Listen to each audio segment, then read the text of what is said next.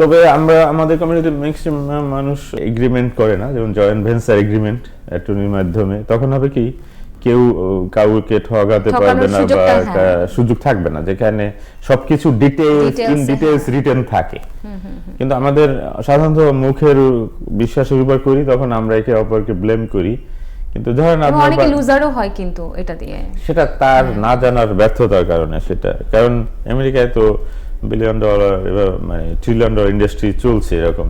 ধরেন আপনি কোনো কন্ট্রাক্টরকে দিবেন একটা কাজ, তো কি কি সে কাজ করবে, সে লাইসেন্স অফ কোর্স থাকতে হবে, ইনস্যুর থাকতে হবে, কি কি কাজ করবে পুরো ডিটেইলস দেওয়া থাকবে, যে আমি হার্ডউড ফ্লোর দেব, এত স্কয়ার ফিট, এত ফ্লোর, বাথরুম এই টাইলস দেব, এইটা করব, মানে ওই ডিডের ভিতরে ডিটেইলসটা জানা থাকে। না কন্ট্রাক্ট তখন হবে কি, সে যদি লাইসেন্স থাকে, ইন্স্যুরেন্স থাকে, সেও আপনাকে মানে কিছু করতে পারবে না, আর আপনারও টাকা পে করতে হবে। তখন দুজন কাছে মানে এগ্রিমেন্টের মধ্যে আপনার আছে না, মানে লিগ্যালি, তখন আর কেউ কোনো দিকে, আপনিও টাকা দিতে পারতো আর সেও কাজ করতে পারতো। কিন্তু আপনি যদি মুখে মুখে বলেন, যেমন আমাদের কমিউনিটি ইদানিং একজনের বিরুদ্ধে আরেকজন এভাবে প্রেস কনফারেন্স করতেছে, কিন্তু আমি এটা অবাক লাগে, সে একজন বলছে রিয়েল এস্টেট ইনস্ট্রাক্টর, সে আবার বলছে সে আমাকে টাকা দেয় না।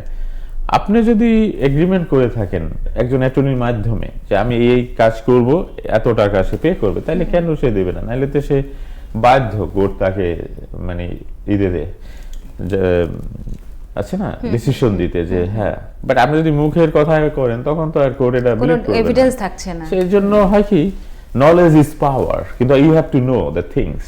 কিন্তু আমরা ম্যাক্সিমামই হ্যান্ডিম্যান যাদের লাইসেন্স নাই, তাদের দিয়ে কাজ করি, পরে কি করে সে অর্ধেক বা 3 ভাগ 1 ভাগ করে চলে যায়, তখন আমরা হোল সিস্টেমকে ব্লেম করি।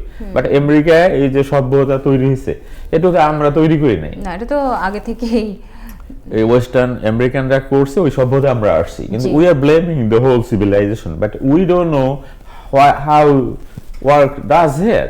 It's our fault, right?